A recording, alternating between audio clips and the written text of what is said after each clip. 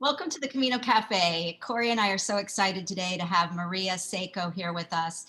You've probably seen Maria on other videos with us where she's been leading Spanish lessons, and we are just excited today to talk to her more about her own Caminos and why she started her business, as well as tips for future pilgrimages. So anyway, Maria, if you could just let everybody know where you currently live and just kind of give us a little bit of background about yourself. Mhm. Yeah, well, I live in Pontevedra, which is a town on the Camino Portuguese in Spain. Well, that's actually where I'm from. I was away for around 15 years. I lived in Ireland for 15 years, and now I'm back home for the past probably five. Yeah, I think 5 years I'm back. Yeah. All right. And so did you walk on the Camino as a kid what was that No, like growing up so close to it? No, I well, I mean, I was aware that the Camino was there, for as far back as I can remember. Yeah. But I think back then, the other Caminos were not so popular or so well known. So, as a small child, I always kind of associated the Camino with the Camino Frances. Okay. And actually, I don't remember seeing in town at the time, any yellow arrows or, any other Camino signs. I know we have, it's a well-known church. It's called Iglesia de la Virgen Peregrina. So it's like a pilgrims church. And there are other references, there are a couple of streets named after, like Virgen Peregrina or El Camino. There's one Camino street. But other than those references, I never saw pilgrims. I don't remember seeing pilgrims walking by. And I don't remember seeing any signs, like yellow arrows and all these things that today they're everywhere. You go Yeah. out All and the you time, see, right? yeah. So there has been a change, in that respect. And now you see people, well, not now, right now, because of the pandemic, but I mean, before that, I could see pilgrims every day. I can actually see the Camino from my window. I love it. So if I, go to the window early in the morning, I could see the pilgrims crossing the bridge. Yeah, Oh, so or if I yes. go out, yeah, early, you can see the pilgrims, yeah, So and they. how old were you the first time you actually then walked on the Camino? It was actually a couple of years ago. Oh, yeah. It's probably one of those things that because it's there, and Yep. you're not so interested, you don't pay so much attention.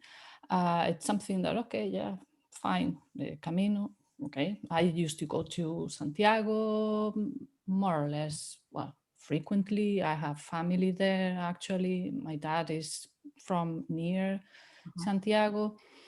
And so we used to go there. Then I went to college there also. So I stayed there for a few years too. But even at the time when I was in college there, pilgrims were not that common. You wouldn't see the square, maybe in the summer months, but not during the school year. There were not as many pilgrims as there are now. Mhm. So I wasn't particularly interested. I thought it was at the time, it was kind of crazy. Why would you want to walk for, 500 miles or whatever, Oh, that's crazy.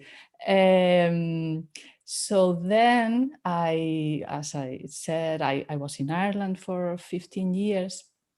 And especially in the last couple of years, I was teaching Spanish all of that time, pretty much, yes.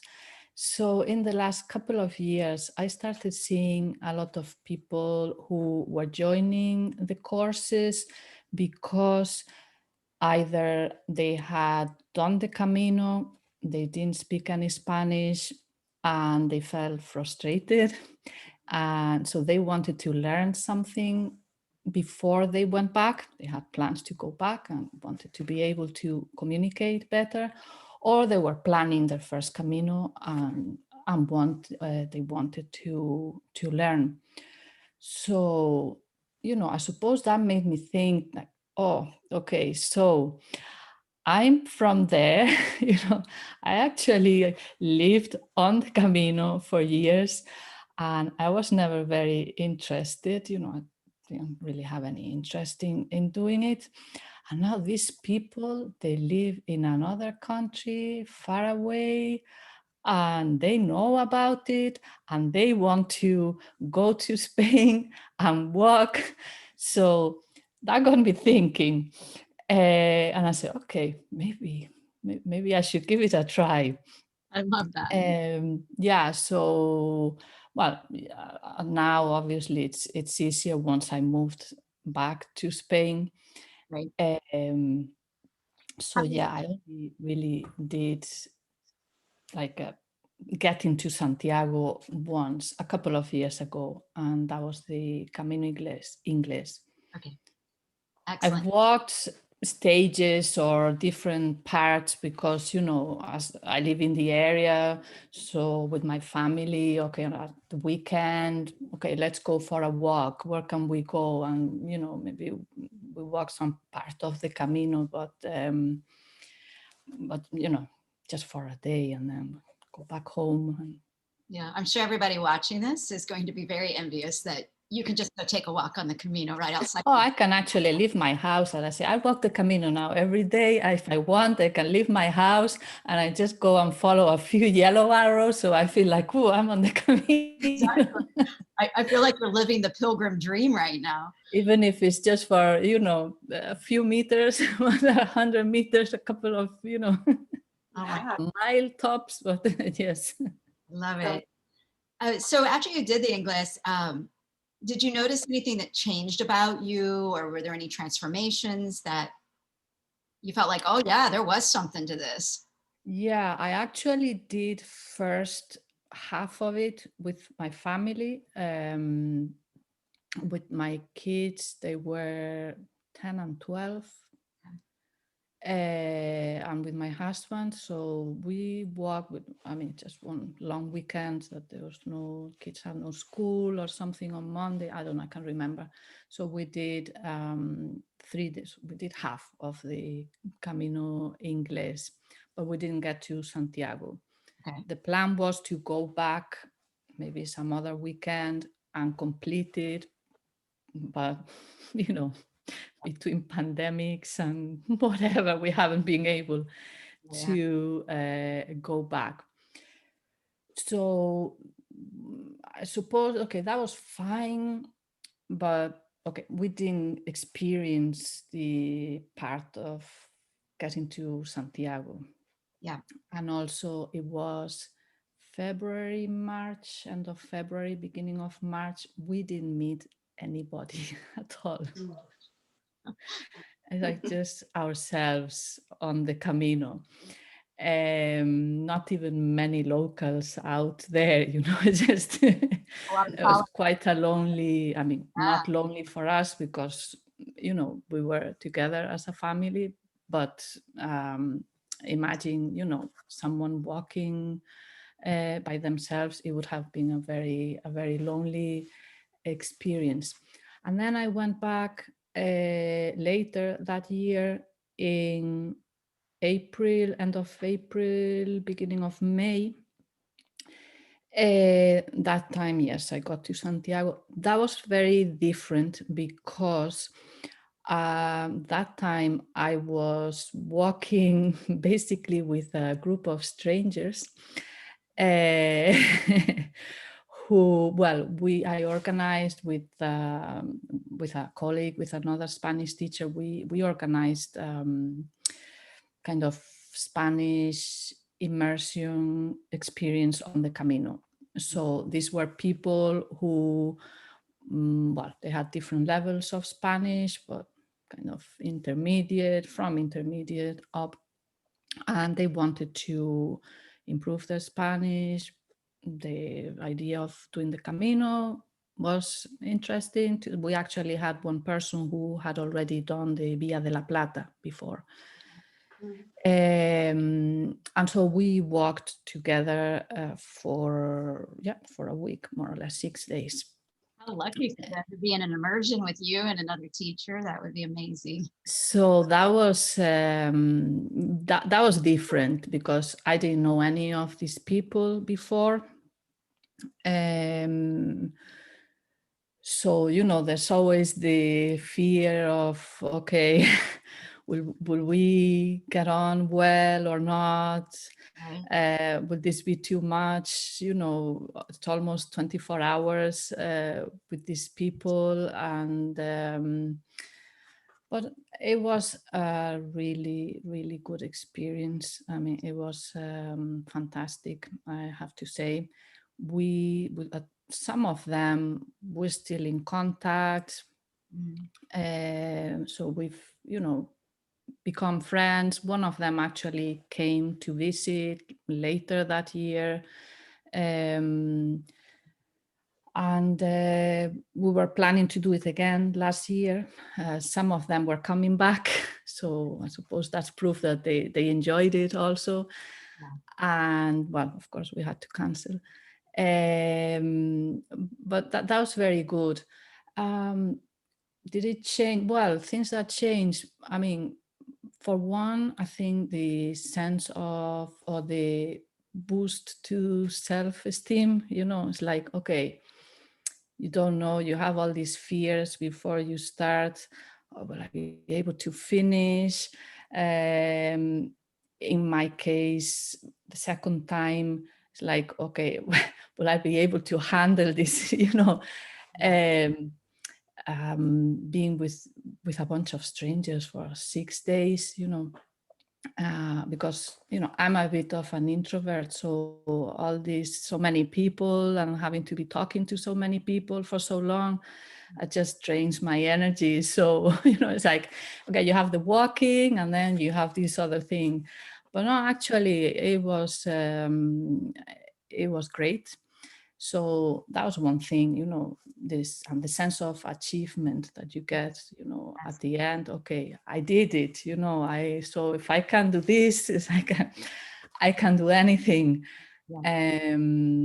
And just realizing that you don't really need much, in your life, like material things and all of that, you can manage. You're there for, well, in my case, a week. If you're doing a longer Camino, for longer, just with whatever you can carry on your backpack, and that's okay. And I didn't miss any of, you don't miss your whatever clothes, well, all the material stuff that we, surround ourselves with.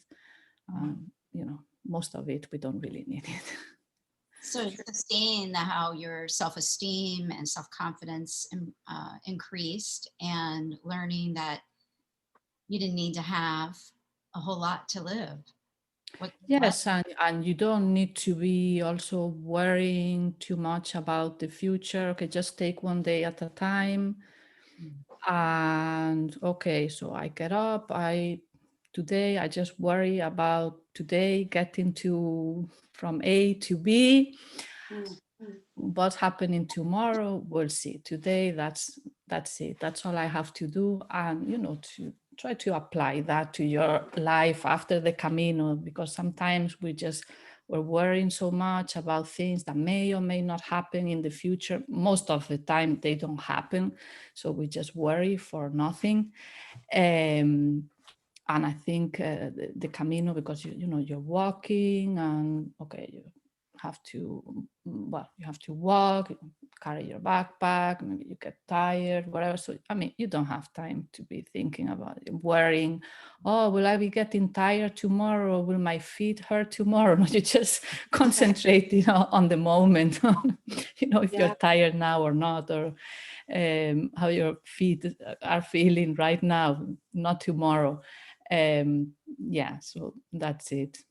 I really see that come out in you when we're practicing Spanish or whatever. I definitely see a calm demeanor about you, and that you, the way that you've really handled this last year during the pandemic, and really you exude calmness, and but you haven't lost your faith and that things will get better. But I definitely see that, and yeah, I think those are all lessons that have been very, very helpful for this time during the pandemic.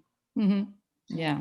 So I'm just curious, just for fun. So you started Spanish for the Camino to help pilgrims who want to go on Camino and practice their Spanish skills or improve upon their skills. What's the one word that's like a pet peeve that you find a lot of people mispronouncing? One only. I mean, your top three. probably the top one would be, I mean, some people, they can't even pronounce Santiago properly. I think that's probably like the worst. That's funny. That was really I mean, you spend maybe a month walking to this place and you don't even know what the place is called. That's funny. Give us a little lesson. Let's hear it. Say it exactly the way we should be saying it. Yeah, it's Santiago, or if you want the full name, Santiago de Compostela. I won't repeat any of the wrong pronunciations I've heard. Just stay with Santiago de Compostela. Also, a very common one is albergue. Again, I don't know, you hear all sorts of versions of that. Sometimes it's hard to figure out what people are trying to say.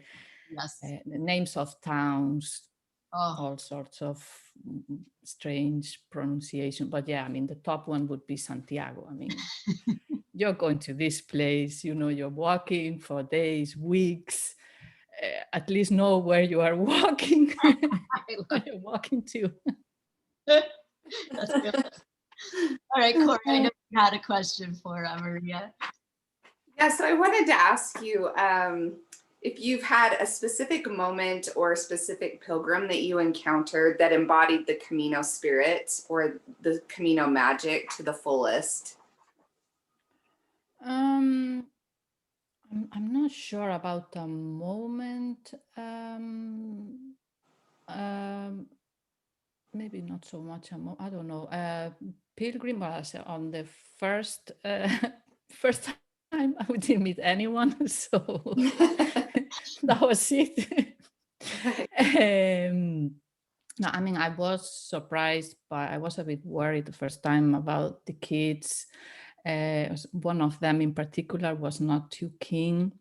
You know, being 12, almost a teenager, and all these kind of things, like everything is boring, and you know, that kind of teenage attitude. So, you know, I was a bit worried about how, you know, okay, they would get too tired and then don't want to keep walking in the middle of nowhere, and you know, but no, actually, it was great. I think they enjoyed it. Actually, well, especially the younger one has been asking, "Oh, and when are we finishing? When are we going back?" And you know, so I think it was a very good experience for them. And then the second time, I mean, I was mainly with the group. So although, I mean, in general, it was a good group and everyone was, you know, I mean, there was a good atmosphere there. Everybody was getting on with everybody. But obviously you connect more with some people than others. So I think there would be probably 3 in particular that we connected more. And I don't know, it's just, you know, sense of humor. For instance, or, you know, in the kind of person that would just, okay, say a kind word when you need to hear a kind word. Maybe you're not feeling so well, you know, you're tired or you're in pain or something, and, you know, someone that will come and, you know, have a kind word for you. But yeah, not just one, you know, I'd say probably out of the group, there will be 3 that, and the ones that we remain in contact, you know. Yeah, I love that. Thank you. I was just thinking, Maria, that's some Camino magic, or maybe even a miracle that you got a teenager to enjoy going on a walk with parents. Right. Probably, yeah, maybe I should count that as, yes.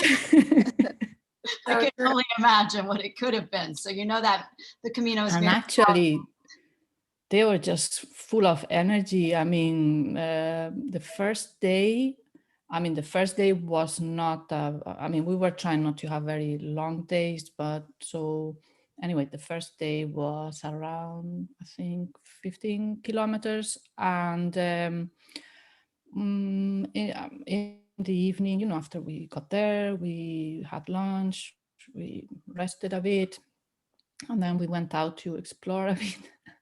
And there was one of these, it's quite common in Spain, in parks where they have like exercise machines for, you know, for not for kids, but, you know, for grown-ups. And they were there like doing exercise and jumping. And I was like, what? That is Camino magic. Yeah. So they had like extra, you know, extra energy. So yeah, that was, yeah. That's fun. I love it. So great. Maria, if people wanted to take lessons, or when the Camino reopens, if they wanted to do an immersion walk with you, how would they get information about that? Yeah, well, the immersions at the moment, they're a bit on hold there, because we don't know. We were hoping, since we had to cancel last year, we were hoping we could do it this year. At the moment, we don't even have plans, because, you know, well, you know, the way things are, you know, the way things are. So it's very hard to plan. How, But email list, like, do you have a place where they could go and then? sure, they can go to the blog at SpanishForCamino.com. Okay. They can sign up for the email list there if they want. There's also, I mean, all the posts have a few Spanish words. They have the audio, so you can listen to them and pronounce them properly. Because yeah, that's one of my pet peeves, is the travel, when you get a travel guide and they have a list of useful phrases. Yes. Right? They give you a list, and this happened to me. One that, you know, annoyed me a lot was when I went to Amsterdam, and I got a guidebook, and I had one of these lists with phrases in Dutch, which looks nothing like Spanish. Right. And compared to Spanish, half of the words are, for a Spanish person, they look like they can't be pronounced, because, I don't know, they have too many consonants or whatever. And I was looking at the list and thinking, and what am I supposed to do with this? I mean, if I try to pronounce these phrases, nobody in Amsterdam is going to have a clue what I'm saying. No. I mean, I'm not going to pronounce them properly. And even if by some magic they understand, I'm not going to understand whatever they say back to me. Right. So that was one of the things I had in mind. And that's why all the blog posts have the audio for all the words that are included in that post. Well, there are other things in there also that you can do apart from the post.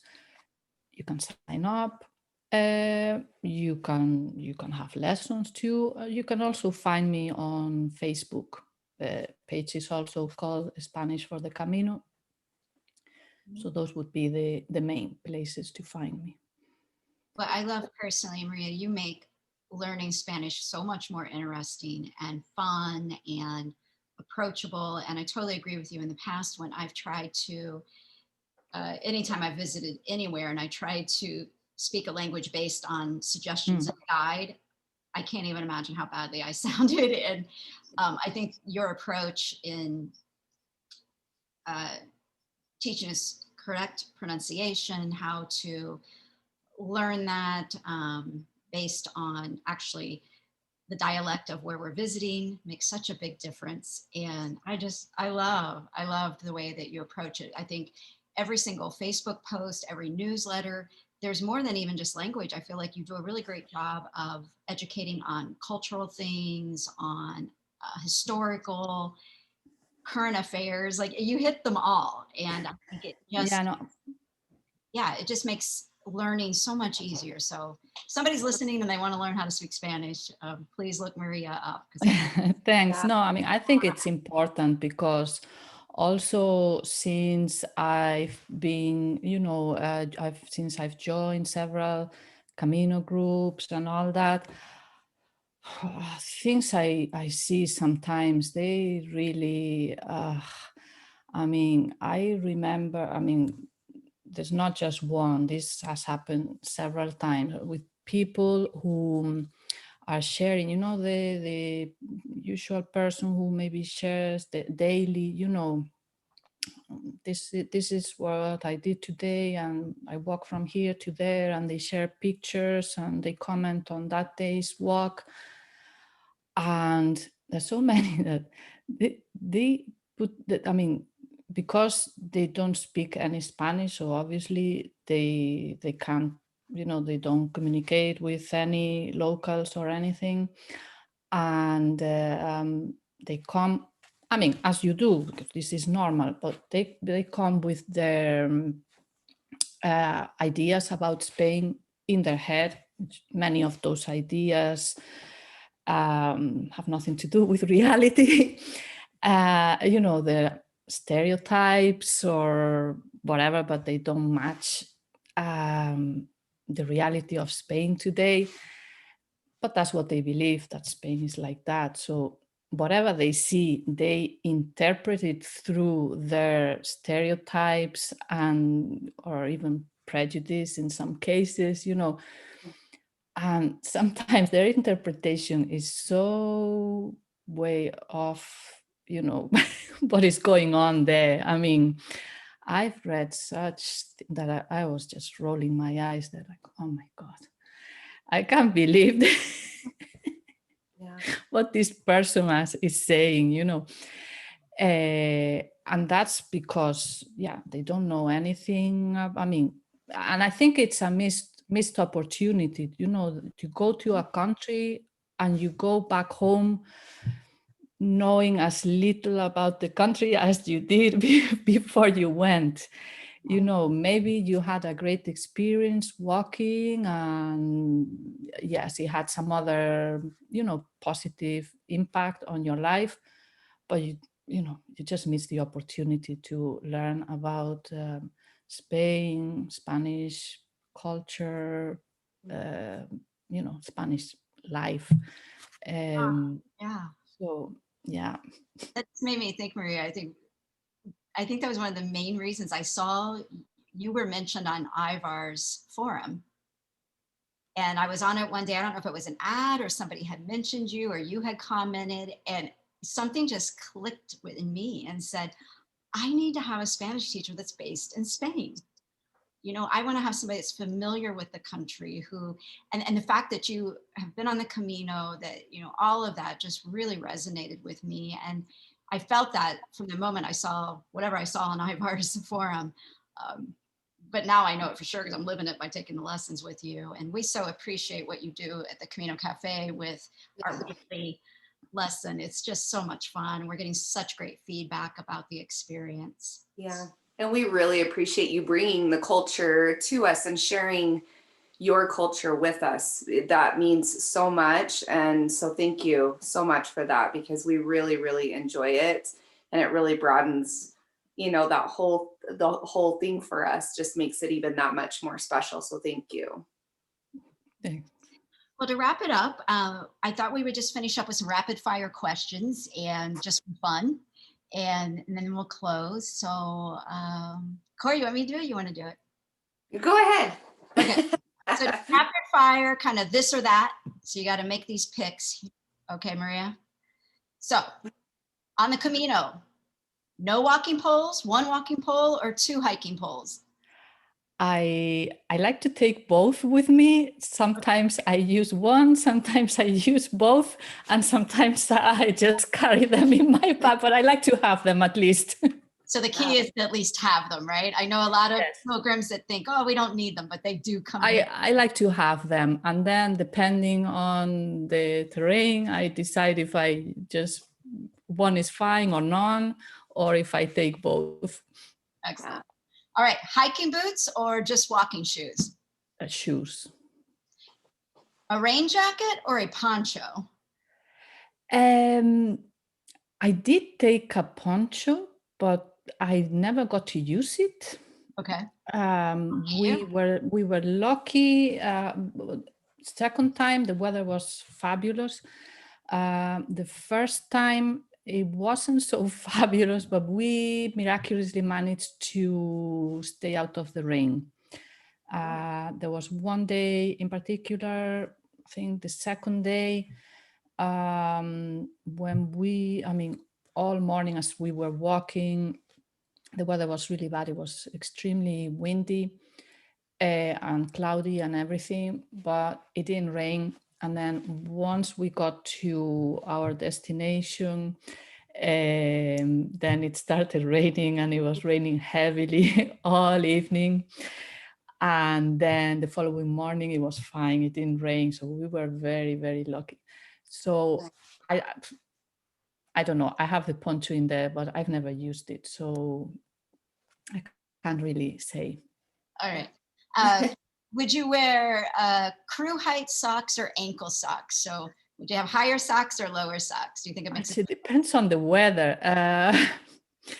You know, when I went in February, March, it was colder. So yeah, it was nice to have something a bit higher. I mean, if the weather is hot, I'd say ankle socks, they're fine. Okay. So would you use your phone for the GPS or for music, or are you one of the kind of people that says no phone, I'm leaving all technology behind? I use it as a camera because I like taking pictures. I take a lot of pictures. I take pictures of everything. I'm the same way. I didn't want the extra weight of a camera, so I use the phone, but that's it. I don't like listening to music or anything. I didn't use any GPS. I just follow the arrows and listen to the birds and whatever was there, the nature, or, the conversation of the people. I don't like walking and listening to stuff. I like to listen, Yeah. Yeah, I'm the same way. Yeah. Okay, so favorite food to eat while you're on the Camino? Favorite food. Well, I mean, for me, it's kind of the same food as every other day. So, it's not like for you guys that maybe you get all the, I never had this before. Yeah. I don't know. I think good bowl of caldo is great after a long day, to get your energy back. Café con leche is always good anytime. Yes. Churros. Oh. I don't know if you know churros, but if not, you should try them with your café con leche or with hot chocolate. Spanish hot chocolate, of course, very thick and, nothing watery. Sounds so Yeah, good. I mean, I knew I was going to love all the food that first time I had churros, and they brought out the warm hot chocolate with it. And, oh my goodness, so good. All right, favorite Camino book. Do you have a favorite? I'm not sure about the favorite. I'm actually just finished one, and before Christmas I read another one. I kind of like historical novels set on the Camino. Nice. And I'm discovering that there are many of them written by Spanish authors. So I'm kind of going through them at the moment. All right. I'm quite enjoying. I read one last year about the first pilgrimage when they found the remains of St. James, and they told the king. So the king went from Oviedo to, well, there was no such a thing as Santiago yet, but Yeah. what is now Santiago, well, the king with, a lot of other people, obviously. So that would have been the first pilgrimage, and that's what is now today called Camino Primitivo. And Oh, that's why it's called Camino Primitivo, because it was the first ever pilgrimage, when the king went to check that, okay, yes, confirm that these are really the remains of St. James. And he got there, decided, yes, they were the remains of St. James, so we should build a church here and inform people so they can come on a pilgrimage. So oh, I would love that, to read that. Do you know if that book is in English as well?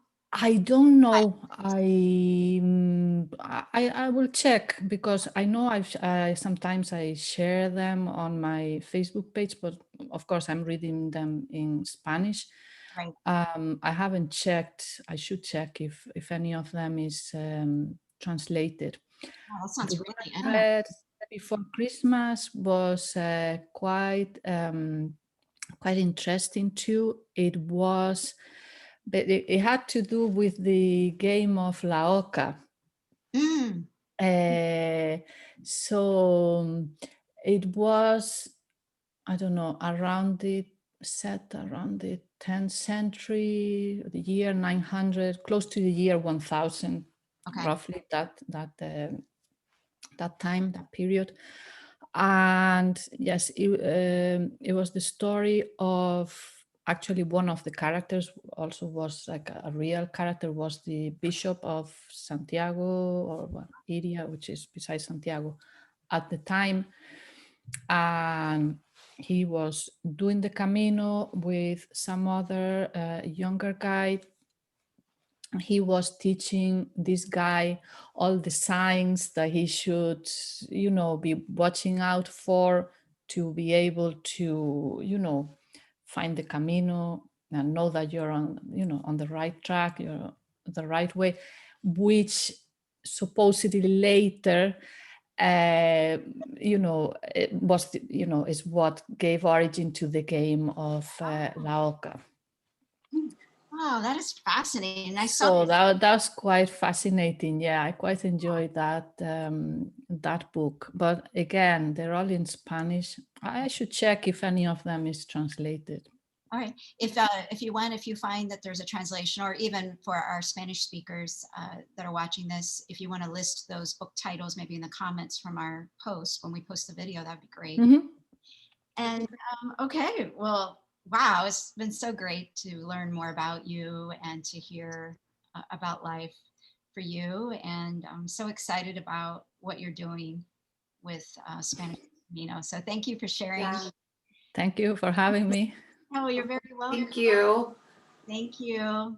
Everybody, make sure you check out Maria's website and her Facebook page. You'll really benefit from it. So I hope you'll check it out. And our next Spanish lesson will be in February. We do Spanish conversation on February 16th, and that's at 10 a.m. Mountain Time US. So please join us, and we'll look forward to seeing everyone. Bye-bye.